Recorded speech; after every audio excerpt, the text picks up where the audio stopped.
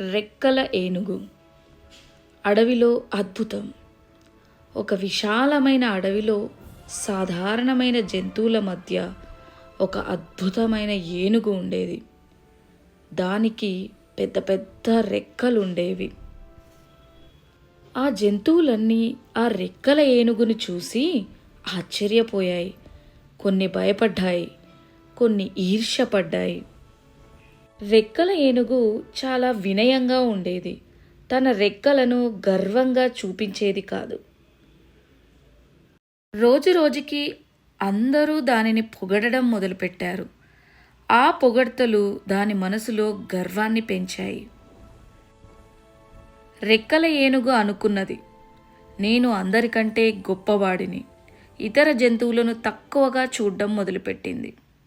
వృద్ధ తాబేలు చెప్పింది, గర్వం ఎక్కువైతే వరం కూడా శాపమవుతుంది అని.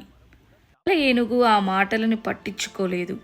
తన రెక్కలతో ఆకాశంలోకి ఎగిరిపోయింది. ఒకరోజు భారీ తుఫాను వచ్చింది. ఆకాశంలో ఎగురుతున్న ఏనుగు దారి తప్పి పడిపోయింది. అది నేలపై పడిపోయింది. అప్పుడు చిన్న జంతువులే వచ్చి సహాయం చేశాయి.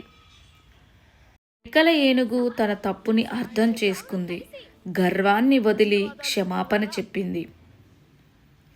తర్వాత నుంచి రెక్కల ఏనుగు తన శక్తిని సహాయం చేయడానికి ఉపయోగించింది.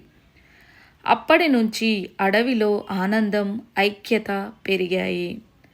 ఈ కథ ద్వారా మనం తెలుసుకున్న నీతి, వరాలు గర్వానికి కాదు, మంచి పనులకి.